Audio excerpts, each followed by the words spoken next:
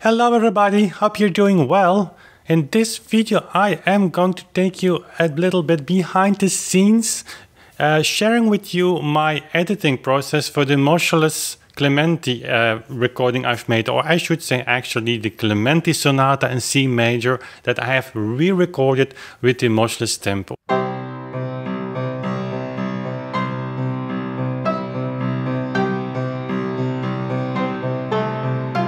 I hope to inspire you to make recordings on your own. Maybe not with the purpose for sharing them on YouTube or on other places, but just for yourself, because editing for me, after making, this is I believe my 182nd recording for YouTube.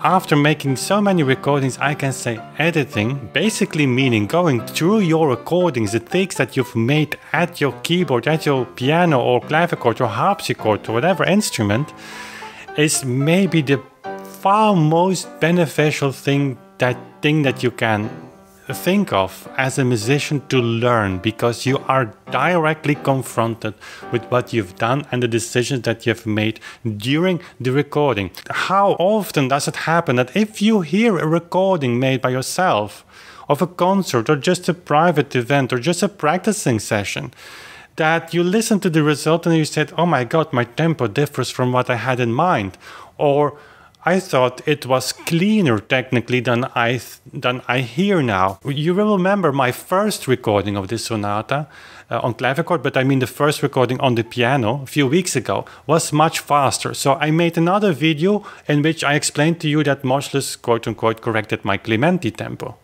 And so re-recording, replaying a piece in a slower tempo is really challenging. What you typically will see is that during the recording, maybe not the first take, but the second one, or if you make 3 takes and you are in the atmosphere of the recording and concentration is building up, your focus really, you get in the flow of the music, that oftentimes you will see that the music is increasing again in tempo back to your original idea. And that makes sense, of course, because that's the idea of the piece you had. So implementing another tempo basically from someone else, in this case motionless tempo in my interpretation, or double beat interpretation, but regardless of that, is inserting something into your own performance which needs time. Your ideas and your thoughts need to develop. And so for me, it's always a little bit, well, I would say I'm always waiting for the results to see. And these graphs here on my computer, they show exactly if the new tempo has arrived already in your mind and soul. So basically what I do is make it so that the 2 takes are just underneath each other, and so you can see on the millisecond if your tempo has been stable. This is my first take and this is my second take. They're all named take 2 because they were recorded in one session. If we start here at the same position,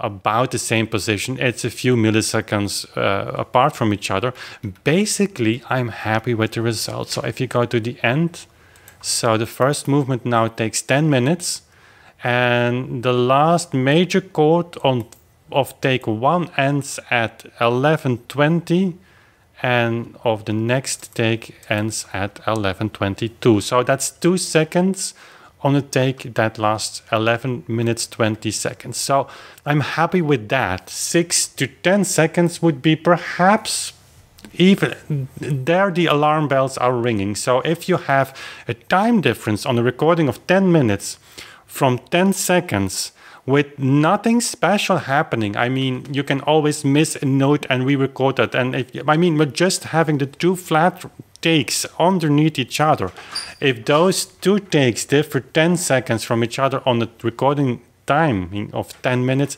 I think you have some work to do, but it's still in the range of being okay. If it's more than that, typically you will see that the second take is the one who has been increased in tempo. If it's 1 minute, so if it's 10% difference between the takes, then you have to go back to your keyboard, your piano or clavichord, harpsichord, and make sure, take a metronome and check your tempo.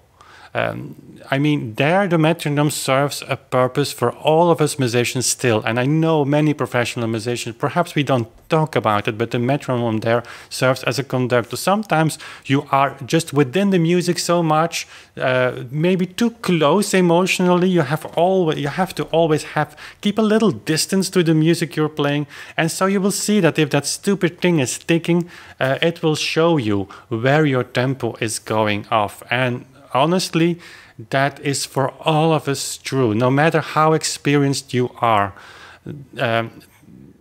having runs of 16th notes are typically very dangerous for speeding up, and vice versa. So just take that metronome and have it, see it as a kind of benchmark to which your recording has been placed, and so see what happens. And I can promise you, you will learn a lot. So I'm basically very happy with this result. I don't know yet which take I'm going to take.